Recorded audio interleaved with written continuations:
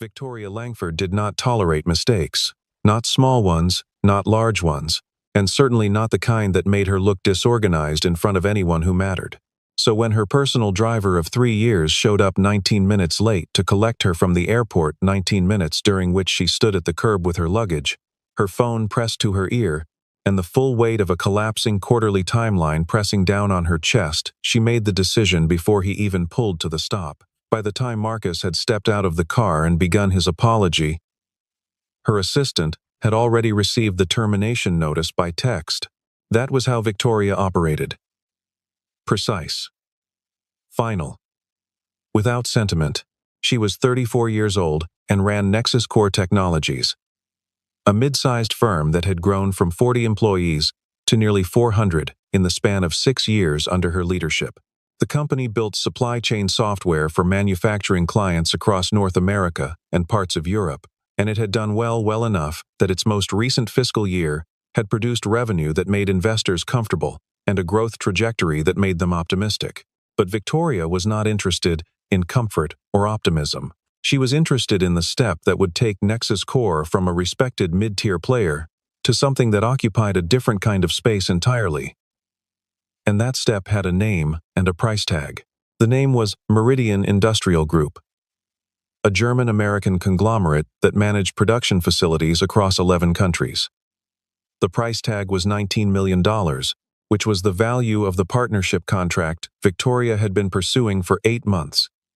8 months of relationship building, proposal iterations, pricing model adjustments, conference appearances timed specifically to put her team in proximity to Meridian's decision-makers, and a level of focused attention that had consumed more of her personal bandwidth than she would have admitted to anyone, including herself. If the deal closed, Nexus Core would have the capital, the credibility, and the infrastructure access to expand into a market that had previously been entirely out of reach. If it fell through, Victoria would spend the next 12 months explaining to her board why the most expensive business development campaign in company history had produced nothing. The pressure was the kind that didn't let you sleep properly. The kind that followed you into the car, into the elevator, into the bathroom in the morning. She had been managing it with the same discipline she applied to everything else: structured days, precise agendas, no wasted motion. But the loss of her driver at this specific moment in the calendar was an irritant she did not need. She called her head of operations while walking back into the terminal. "Find me someone by tomorrow morning," she said. "Reliable. Discreet. Professional."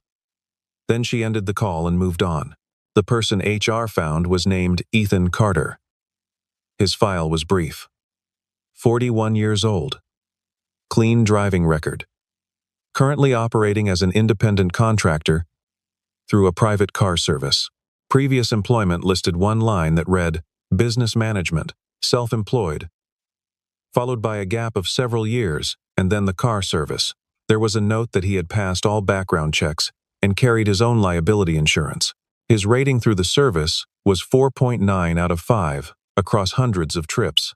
Victoria's assistant printed the file, placed it on her desk, and Victoria glanced at it for approximately 15 seconds before sliding it to the side. "Fine," she said. "Have him here at 6:45 tomorrow." He was there at 6:30. She noticed that. She also noticed that the interior of the car was immaculate, that there was a small bottle of still water placed in the cup holder closest to her door, not sparkling, which she could not stand, and that he had already mapped 2 route alternatives in case of construction delays near the financial district. He greeted her with a short, professional nod, did not attempt small talk, and pulled into traffic with the quiet efficiency of someone who had learned that the most useful thing a driver could be was invisible. Victoria settled into her seat, opened her laptop, and told herself she had been right to fire Marcus. This was how it was supposed to work. She gave Ethan Carter almost no thought for the rest of that first week. He was a function, not a person, in the architecture of her daily schedule. He arrived when he was supposed to arrive, he navigated without asking questions, and he maintained a silence that she had come to think of as the most professional quality a person in his position could possess. On the occasions when she took calls in the back seat, and she took many, he gave no indication that he was listening. He kept his eyes on the road. He adjusted the temperature slightly, When the afternoon sun hit the rear windshield, he had her at the lobby of Nexus Corps' offices within 2 minutes of the time she had estimated each morning. He was, she concluded, exactly what the job required. Nothing more. It was during the second week that she first noticed something she could not immediately categorize. She was on a call with her VP of Business Development, running through the timeline for the Meridian presentation. When she said something about the proposal's pricing model specifically, that the structure was aggressive but defensible given projected client ROI over 3 years. She ended the call. The car was quiet. Then Ethan said, in the mild and unhurried way that she was beginning to recognize as simply how he spoke, 3 years might be the wrong window. She looked up from her screen. He kept his eyes on the road. If Meridian is evaluating on a 5-year cycle, which most capital-intensive manufacturers do, the ROI math looks different. It might read as underselling. He paused. Just something I heard. She stared at the back of his head for a moment. Then she looked back at her screen and said nothing. But she pulled up the Meridian Group's last published annual report that night and spent 40 minutes reading through their capital allocation strategy. He was right. She adjusted the model the following morning. She told herself it was a coincidence. One observation from someone who had probably absorbed enough business conversation in the back of that car to pick up the vocabulary. It meant nothing, but the observations did not stop.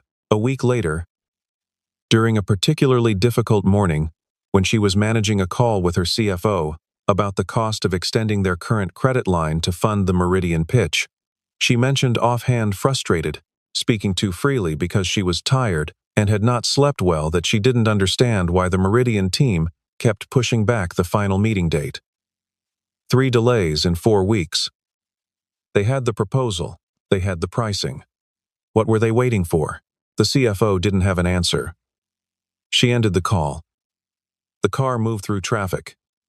And Ethan said, without turning his head, if a partner keeps delaying a signature, they're usually waiting to see if someone else comes in with a better offer. The delay itself is the negotiation. She did not respond, but she felt something cold settle at the base of her spine, because that was exactly what it was. She knew it the moment he said it. She had known it, somewhere below the surface, but had not wanted to acknowledge it because the implication was uncomfortable. Meridian was shopping the contract. She went back to her office that afternoon and quietly instructed her intelligence director, a man she had hired away from a strategy consulting firm to run a competitive scan. 24 hours later, he came back with a name, Corova Systems, a San Francisco-based competitor that had been meeting with Meridian's procurement division for the past 6 weeks. They had a leaner pricing model and a newer platform built on an architecture that was genuinely faster at the data ingestion layer, though it had not yet been tested at Meridian's scale. They were a real threat. Victoria called an emergency session with her executive team that evening. She did not mention where the concern had originated. She spent the next 3 days rebuilding the proposal from the structural layer up, reframing the value, not as cost savings but as operational certainty, the thing that a company like Meridian, running facilities across 11 countries, actually needed more than it needed to save a few $100,000 a year. Operational certainty was the thing that let you sleep. Operational certainty was the thing that let you make promises to your customers in 14 countries and then keep them. Corova could offer speed on paper. Nexus Corps could offer something that could not be replicated by a leaner pricing model. A track record of doing exactly what it said it would do. Documented across 7 years of client relationships in industries with complexity that matched Meridian's own. It was better work. Sharper. Truer. And it had started because a driver had said 9 words on the way to the office. She started paying attention. Not openly, she would not have framed it that way to herself or to anyone else, but she began to listen when he spoke, which was not often. And she found herself noticing the quality of the silence he kept. It was not the silence of someone who had nothing to say. It was the silence of someone who had learned to choose when to say it. She had encountered that quality in exactly 3 people in her professional life, and all 3 of them had been very good at what they did. One was her mentor from the early years, a woman who had built and sold 2 companies before age 50, and who could sit through a negotiation for 2 hours without saying a word, and then ask the single question that reorganized the entire conversation. One was the best engineer she had ever hired, a man who communicated in complete, minimal sentences, and had never in 4 years at Nexus Core made a statement he could not back with evidence. The third was her board chair, a man who had the specific gravity of someone who had seen enough cycles of business to be genuinely unimpressed by almost anything, and who spoke therefore with the authority of the unimpressed. She didn't know what to do with the fact that the fourth was driving her to meetings every morning. One Tuesday she left her assistant's printed briefing sheets on the seat when she stepped out, and when she returned to the car an hour later, they were sitting precisely where she had left them. She was almost certain they had been moved and returned. She could not explain why she was almost certain of this. She just was. That evening, she asked her assistant to run a background search on Ethan Carter. Basic parameters: employment history, any corporate filings, any public records that might fill in the gap between business management and car service. Her assistant came back the next morning and said he had not found much. The car service records, a residential address in a suburb 40 minutes from downtown, and one small detail that had seemed unremarkable, but that she had included anyway. Ethan Carter had a daughter. She was 9 years old. He had full custody. He picked her up from school every day at 3:15, which was why he was always unavailable after 2:30, unless given advance notice. Victoria looked at that detail and filed it without response. She was not interested in his personal life. She was interested in the gap in his professional record. It closed, partially, 3 days later. She was preparing for a call when Ethan pulled to the side to let a delivery truck clear the intersection. And as the car idled, she glanced forward and realized he was reading something on his phone, not absent-mindedly scrolling, but reading with the focused stillness of someone absorbing complex material. She leaned forward slightly and saw the screen. It was a financial prospectus, dense text, tables, margin annotations. She recognized the format. She had read hundreds of them herself. She looked away before he could notice her looking. She said nothing, but something inside her had shifted, quietly and without announcement. The way the whole character of a room shifts when someone walks in and you don't yet know who they are. Her assistant came through 2 days later with something more. A second search. Deeper this time. Using a network of public filing databases, Ethan Carter had been listed as a registered agent and co-founder of a company called ClearPath Logistics Solutions, incorporated 14 years ago in the state of Delaware. ClearPath had grown from a regional freight coordination firm into a nationally recognized logistics technology company with a peak valuation. This number was the one that made her assistant sit down before she said it, of approximately $240 million. The company had been acquired by a private equity group 9 years ago. The terms of the acquisition had not been fully disclosed, but secondary sources estimated Ethan Carter's personal stake had been worth somewhere between $30 and $50 million at the time of sale.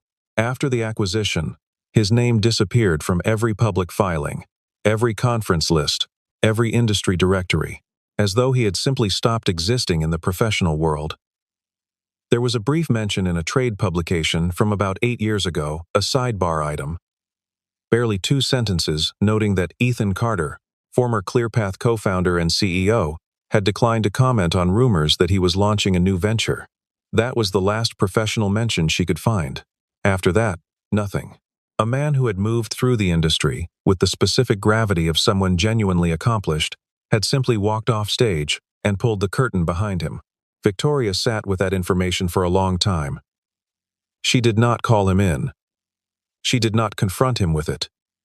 She did not rearrange her thinking loudly or dramatically. She simply sat with it, turning it over, the way you turn over something you found on the beach that you can't immediately identify. A man who had built and sold a $200 million company was now driving her to work every morning, reading financial prospectuses while he waited for her outside office buildings, picking up his daughter at 3:15, and occasionally, almost as an afterthought, saying things that turned out to be exactly right. She thought about the divorce her assistant had found, a court record, a custody filing from 7 years ago, the case number and the date. Nothing else disclosed. She thought about what it costs in every possible denomination, to lose something you built. She knew what ClearPath had been. Now that she had looked at the trade publications from the years when it was growing a company, people in logistics talked about the way people in any industry talk about the firms that are doing something differently, with the mixture of respect and competitive unease that is the truest form of professional acknowledgement. He had built that, and then something had happened, and he had put his daughter in the back of whatever car he had left and driven away from it, and ended up in a car service in the city where she worked, and had never mentioned any of it to anyone. She thought about the line in his profile: business management, self-employed, the most understated resume entry she had ever read. She wanted to ask him about it. She didn't. Instead, she watched. She noted that when her phone rang and the conversation turned tense, his hands on the wheel stayed perfectly still. She noted that when she was working through a strategic problem out loud, something she sometimes did when she forgot he was there, or when she was tired enough to stop performing, he would occasionally, without fanfare, offer a one-sentence observation that cut directly to the thing she had been circling. She noted that he never seemed to want anything from her. No recognition, no acknowledgement, no elevation. He just drove the car, and waited, and sometimes said the true thing, and then went home to his daughter. She found that more unsettling than she would have found almost anything else. The day of the final Meridian meeting arrived on a Thursday in October, with a sky the color of slate and a cold that had come in overnight. Victoria had been awake since 4. She had reviewed the presentation materials 3 times. She had spoken with her legal team, her CFO, her VP of Business Development, and her head of client strategy. She had prepared for every objection Meridian's leadership might raise, every competing argument Korova Systems might have seated, every strategic reservation the Meridian board might be harboring about committing to a long-term technology partnership with a company that, for all its growth, was still smaller than they were. She had mapped the conversation the way she mapped everything. Comprehensively, in advance, with contingencies. She was as ready as she had ever been for anything. Ethan drove her to the Meridian Group's North American headquarters without speaking. She did not speak either. She watched the city move past the windows and thought about the next 3 hours and what they would mean either way. When the car stopped at the entrance, she gathered her materials and paused before opening the door. For a reason she could not have fully explained, she looked at Ethan in the rearview mirror. He was watching traffic. She got out without a word. The meeting room on the 14th floor was large enough to feel formal without being intimidating, a deliberate design choice. She recognized. The Meridian team was already seated when Victoria arrived with her executive team, 6 people on their side of the table, led by Harold Weston, Meridian's chairman, and the man who had final say on any partnership of this scale. He was in his mid-60s, silver-haired, and possessed of the particular brand of stillness that belongs to men who have spent decades in rooms exactly like this one and have learned to use the silence itself as a form of pressure. He stood to greet her, shook her hand with the correct duration, and said it was good to finally be in the room. His expression was professionally pleasant. His eyes were measuring. Victoria presented. She had been told she was a compelling presenter, and she believed this, because it was objectively true. She had spent years developing the skill, and she knew exactly where in the room to direct her attention, exactly how to modulate her pace, exactly how to hold the emotional temperature of a difficult conversation. She moved through the proposal with fluency and confidence, addressed the ROI modeling on a 5-year cycle, because she had adjusted it the way Ethan had suggested, laid out the risk mitigation framework, and opened the floor for questions. The questions came. She answered them. Her team answered the ones that required technical depth. And yet something in the room was wrong. She could feel it the way you feel a change in air pressure before a storm. Harold Weston was listening. He was asking appropriate questions. He was nodding at appropriate moments. And he was not there. Some essential part of his attention was withheld, and she could not find the thread that would bring it back. She watched her VP of Business Development make an argument about platform scalability that was very good and correct and seemed to move nothing. She watched her CFO present the investment return scenarios with precision and clarity, and watched Weston's expression remain exactly as it was, pleasant and unmoved, and somewhere else entirely. She tried a different angle. She spoke about the specific facilities Meridian operated in the Ohio Valley, where Nexus Core had comparable client deployments, and she made the case in operational terms rather than financial ones, speaking about line efficiency and order fulfillment accuracy and the downstream effect on customer relationship management. This was her strongest material. She knew it was her strongest material. She watched it make no visible impression on the man who needed to be impressed. His 2 lieutenants were engaged. His procurement lead was taking notes. Weston himself sat at the center of the table and listened with the polite, complete attention of someone who had already decided something and was simply waiting for the conversation to arrive at the moment when he could say so. She had 40 minutes before the scheduled end of the meeting. She was running out of ground. Then Harold Weston looked toward the window. The conference room faced the building's main entrance, and through the glass, 12 floors down, the car was parked at the curb. Ethan was outside it, leaning against the hood in the cold, reading something on his phone with the same focused stillness she had seen before. She watched Weston's gaze land on him. She watched something happen in Weston's face that she had not been able to produce in 90 minutes of professional presentation. His expression changed. Not dramatically. A man like Weston did not do things dramatically, but his posture shifted, and something came into his eyes that had not been there, and he turned back to the table and said, quietly and with complete certainty, "Who is that man outside?" The room went still. Victoria looked at her team. She looked at Weston. "That's my driver," she said. And even as she said it, she heard how it sounded not wrong exactly, but insufficient, like answering a question about a painting by describing the frame.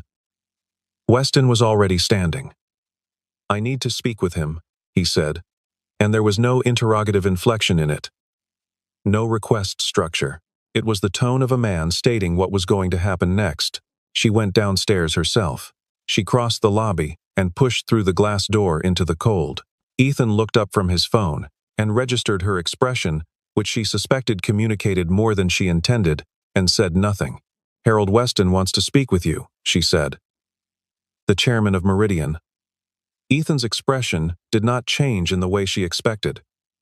He simply looked at her for a moment, then nodded slowly, as though this were a piece of information he was quietly integrating, and said, "All right."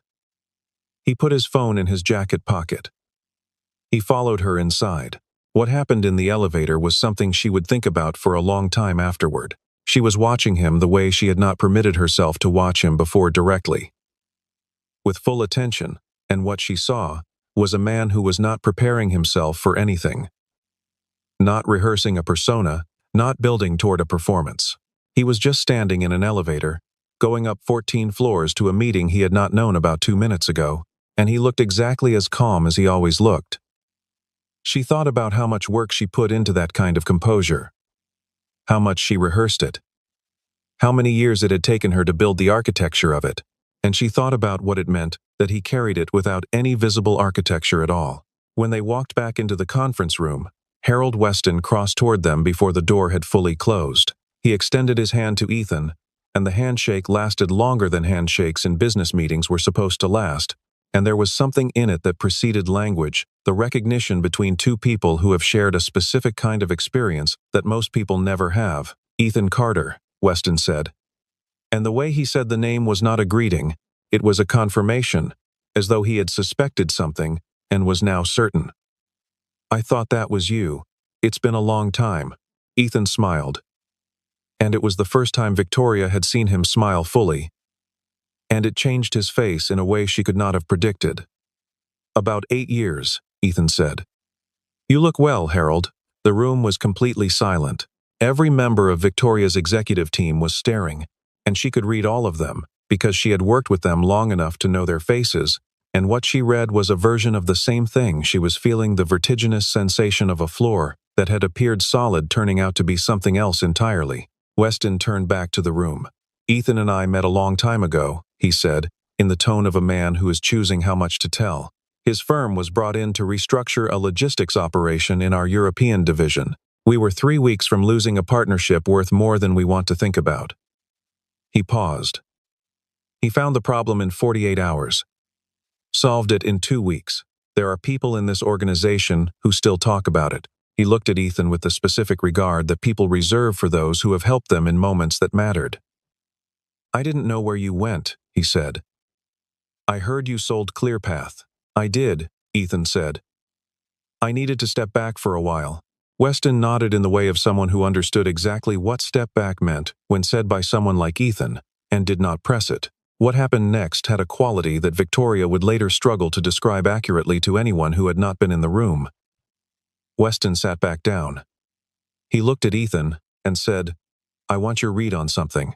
Not on the proposal, not on the pricing or the platform or the partnership terms, all of which had been presented with exhaustive care over the previous 90 minutes. On something." And Ethan, who had walked into this room 10 minutes ago without knowing he would be in it, said, "All right, tell me what's holding you back." Weston looked at him for a moment. And then he told him, not in the language of contract terms or procurement evaluation, in the direct language of two people who have been in enough rooms to know when the room language is hiding the real one. What he said was this: Meridian had been burned before. They had entered a technology partnership 4 years ago that had promised transformational outcomes and delivered operational disruption instead. They had spent 18 months and more money than he would specify undoing what that partnership had done to 3 of their facilities. The scar was institutional. The hesitation was not about Nexus Core specifically, it was about the category of promise. Victoria heard this and felt 2 things simultaneously. The recognition that this was the thing she had not known, and therefore could not have addressed, and the quieter, more uncomfortable recognition that Ethan had been circling it for weeks. The comment about the proposal being underselling. The observation about the delay being a negotiation. The sense she'd had, driving through the city on cold mornings, that he was reading a map she didn't have access to. He had been reading it. He had been reading it because he had been in exactly this situation before, from both sides, and he understood the language of institutional scar tissue in the way that only someone who had caused some and healed some could understand it. Ethan did not offer reassurances.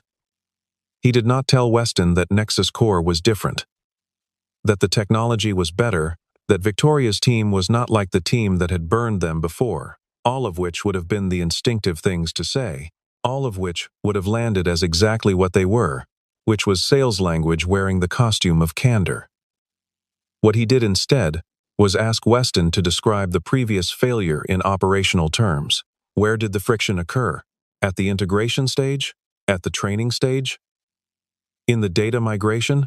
Weston answered, and as he answered, something shifted in his posture, the subtle unburdening of a person who has been carrying something that no one has thought to ask about directly.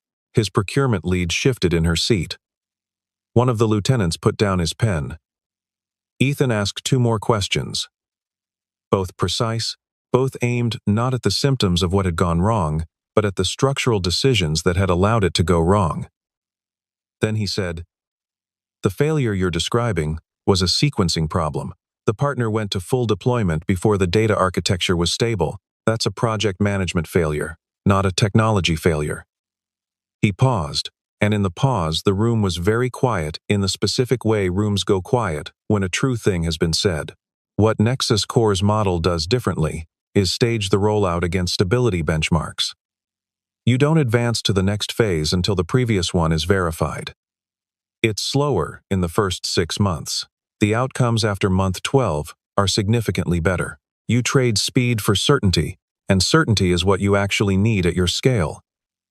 He looked at Victoria. "Is the phased rollout timeline in the materials you presented?" "It's in the appendix," she said. Her voice was steady. She was grateful for that. "Harold," Ethan said, "if you look at pages 31 through 34, the staging framework is there. It directly addresses what you experienced." Weston looked at Victoria. She slid the document across the table to the correct page. He put on his reading glasses and read. The room was quiet for a long time. Weston's 2 lieutenants leaned in to read alongside him. Someone on Victoria's team shifted in their seat. Outside the windows, the city continued its complete indifference to what was happening on the 14th floor. After several minutes, Weston looked up. He took off his glasses.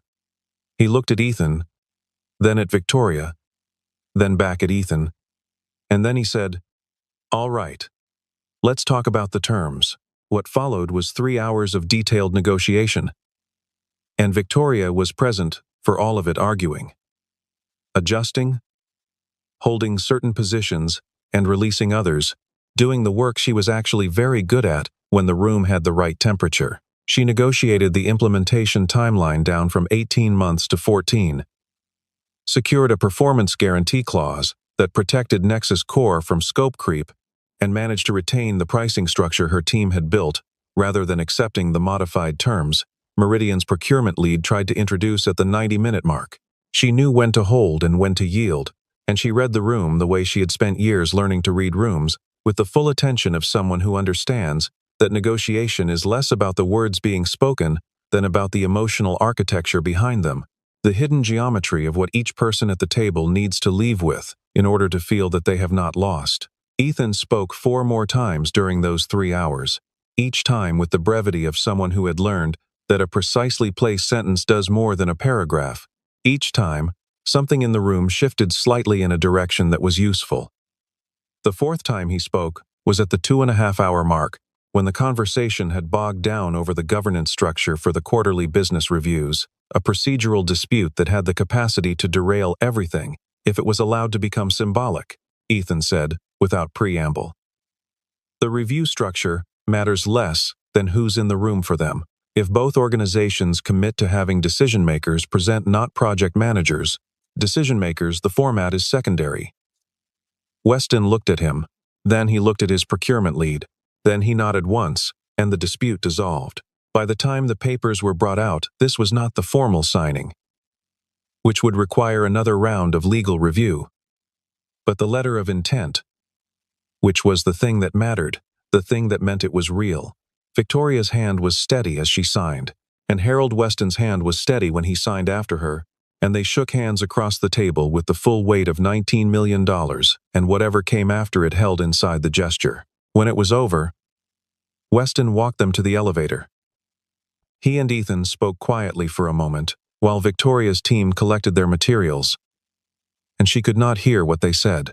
She watched Ethan nod, and she watched something pass between the two men, in the way things pass between people who have seen the particular underbelly of high-stakes commerce and have managed to remain decent people on the other side of it. In the elevator going down, her team was restraining what she could see was a considerable impulse to celebrate. She let them have the energy, but kept herself quiet. She was thinking about what had just happened, the whole shape of it, from the moment Weston looked out the window to the moment the papers were signed. She was thinking about a man who had driven her to meetings for 6 weeks, who had said 12 consequential things in 6 weeks, who had charged nothing extra for any of them. In the car, she waited until they had cleared the parking structure and were moving through the city. Then she said, "You could have told me who you were." Ethan was quiet for a moment. "You didn't ask," he said, "and it wasn't relevant." "It was relevant today," she said. "Today it was relevant," he agreed. She looked at the back of his head and thought about all the mornings, all the routes, all the calls he had heard. "Why are you driving a car?" she asked, not accusatory, just the question. He was quiet again, longer this time, and she had learned enough about his silences to know that this one was not evasion but something closer to the honest selection of which truth to tell.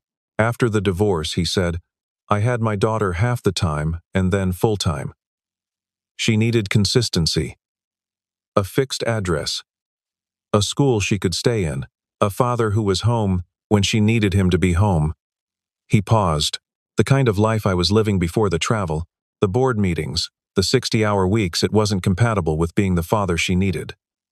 So I made a choice." He said this without self-pity, without performance, with the flat simplicity of someone describing the weather. "Driving lets me control my schedule. I can be at her school at 3:15 every day. I can take her to her appointments. I can be there." He said the last 2 words with a weight that was not heavy but was very full. Victoria thought about that for a long time on the drive back. Not about the business implications, not about what she should do with what she now knew about him, not about the deal or the board or the next 12 months. She thought about what it meant to choose something difficult and mean it. She had made many difficult choices in her professional life, and she was proud of them, and she knew they had cost her things, relationships, rest, the ordinary texture of a life that is not organized entirely around outcomes. She had always told herself that the costs were worth it. Sitting in the back of that car, she was less certain than she had been, and she could not entirely explain why. She offered him the position the following week. She had drafted it carefully. Senior Strategic Advisor, a role that would formalize what he had been doing informally, that would give him a seat at the table in executive discussions, that would compensate him at a level appropriate to what he demonstrably was capable of doing. The compensation package she had put together was serious, the kind of number that would have been meaningful to almost anyone, the kind that said the offer was real and not symbolic. She made the offer in the car, on a Tuesday morning, because she had decided that the car was actually the right place for it, the place where they had done all their real talking, such as it was. She told him the title, and she told him the number, and she told him that she meant it entirely, and that the board would support it, and that she thought he was wasting something the world needed. Then she waited. He was quiet for a long distance. Long enough that she began to wonder if he was going to respond at all, or if he would simply let the silence say it. Then he said, "I appreciate that. I genuinely do." And she could hear that he meant it not as a courtesy, but as a true acknowledgement of what the gesture represented. The rarity of being seen clearly by someone who had initially not seen you at all, and the grace in that seeing finally arriving. But I'm going to say no. She had expected this, and had told herself she was ready for it. And she discovered she was not quite as ready as she had thought. "Why?" she asked. He considered. "Why? Because I know what I am," he said, without needing a title to confirm it. "And because what I have right now is actually what I want. My daughter is 9. She's going to be 9 for about 11 more months.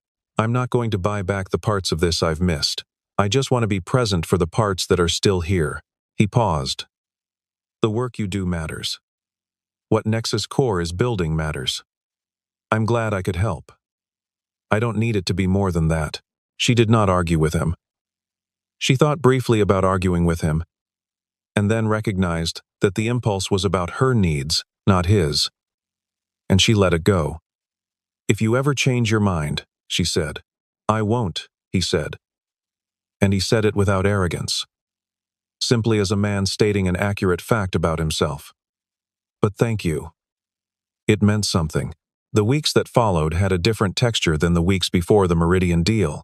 The company celebrated, as companies do when the number is large enough to shift the trajectory of the organization.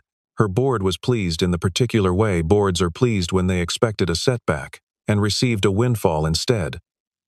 There were press inquiries, internal announcements, a strategy session about how to leverage the Meridian partnership as a demonstration case for future clients in the same tier. Her VP of Business Development wanted to build a full case study anonymized at first, perhaps public later, with Meridian's consent. Her CFO was already modeling what the capital infusion made possible in terms of platform development and market expansion. Her legal team was drafting the formal partnership agreement in careful alignment with the letter of intent. The company's momentum, which had been stalling slightly under the weight of the extended deal timeline, resumed with the particular energy of an organization that has been given a reason to believe in what it's doing again. Victoria managed all of it with her usual precision, present in every conversation, moving every piece forward with the efficiency that had always defined how she worked. But something had changed in her, quietly and without announcement, the way the most significant changes tend to happen, not with a dramatic moment of realization, but with a gradual reorientation, a shift in the angle from which she was seeing things. She caught herself, in meetings, pausing longer before the moment when she would typically have drawn her conclusion, looking at the person across the table for a second or two more than her usual rhythm required, wondering what she might be not seeing. She continued using Ethan as her driver. She was honest enough with herself to acknowledge that this was not entirely logistical. She had other options. Now the company's car service could provide 3 certified drivers on short notice. She kept using Ethan because of something she did not have clean language for, not exactly because of who he was in some abstract sense, but because of what it felt like to be in the car with someone who had chosen, with full information and full capability, to be exactly where he was. There was something about that she needed to be near. She wasn't sure what to do with that need, but she stopped pretending it wasn't there. On a Friday morning in November, she was in the car when he picked up a call, the first time she had heard him take a personal call during a trip, and she heard a child's voice through the phone, high and bright and unself-conscious, in the way of children who have no reason to be anything but entirely themselves. The voice was asking about dinner, about whether they could get pizza, about whether she could choose the toppings this time because last time he had put mushrooms on and she did not like mushrooms and she had told him that. She heard him say, "Yes, sweetheart, and I'll be there at 3:15, and what do you want on the pizza?" And she watched his face in the mirror while he said these things and saw what was there. It was uncomplicated. She had spent years trying to produce, in rooms full of important people, the quality of presence that was simply and naturally on his face when he was talking to his daughter about pizza toppings. She looked away and looked at the city moving past the window, and thought that she was probably the most efficient and least wise person she knew. She thought about the early days, the first weeks when she had looked at him and thought, a man doing an ordinary job. Nothing to examine here. She thought about how thoroughly that judgment had been wrong, not just partially wrong, not wrong in a forgivable way, but wrong in the specific way that comes from looking at someone and seeing only what you expect to see, because expectation is faster than observation, and you have trained yourself to move quickly. She had built her success on speed and pattern recognition, on being the person in the room who arrived at the conclusion before anyone else. And here was what that had cost her, in small and large ways both: the systematic undervaluation of the information that didn't fit the pattern, the person who didn't look the part, the resume that didn't follow the expected sequence, the driver who was reading financial prospectuses while he waited. She was not someone who went in for easy lessons. She had always been suspicious of the kind of story that resolves cleanly into a principle you can write on a wall.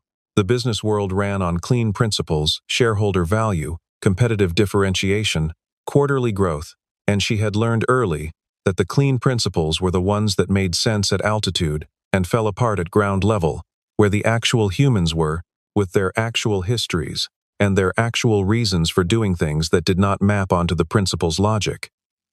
She had spent years building a company by being, she told herself, a realist, by being someone who saw things as they were and not as the narrative demanded they be. And yet what had she done with Ethan?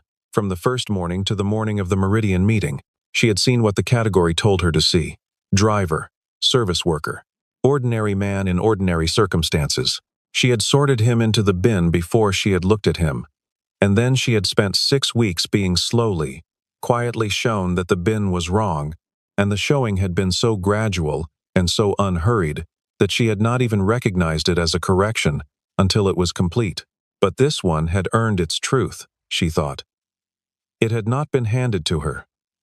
She had been sitting 3 feet from it for 6 weeks before she saw it, which meant it was honest enough. The people who are most worth knowing, in her experience, are often the ones who have stopped performing for your benefit. They're not building toward your recognition. They're not angling for the acknowledgement that would tell them they've arrived somewhere. They already know where they are. They have arranged their lives around something more durable than the regard of people who don't know them, and they move through the world with the ease of someone who has nothing to prove because the proving is finished. Ethan had not walked into that conference room performing anything. He had walked in as himself, and himself had been more than enough. And the reason it had been more than enough was precisely that he had not needed it to be. That was the thing she kept returning to, not the expertise, not the history, not the $240 million valuation of a company he had built from an idea in a rented office somewhere and then walked away from without drama. The thing she kept returning to was the freedom of it.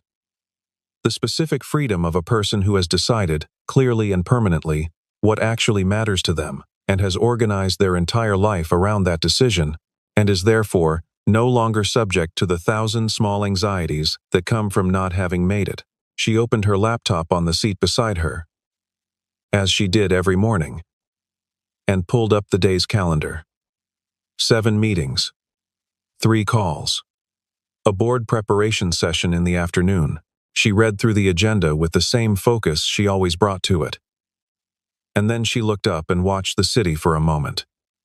The buildings and the bridges and the cold river between them, all of it moving past at the speed of an ordinary morning. And she thought, pay attention. Not to the meetings, not to the outcomes, not to the numbers that would define the quarter. Pay attention to the people in the rooms, not who they are on paper, not what they're presenting, not the surface of the performance. Look for the thing underneath it, the thing that doesn't fit, the thing you weren't expecting to find. Because the thing you weren't expecting to find is, very often, if you're lucky enough to be paying attention, the thing that matters most. Not what someone once built, not the size of what they once had, but the integrity of what they chose to keep when everything else was gone. The decision they made when no one was measuring, when there was no strategic advantage to being decent or present or quietly correct. That decision is the only one that tells you who a person actually is. Everything else is resume. The car moved through the city. Ethan drove. The day had not yet decided what it would be. She let that be enough.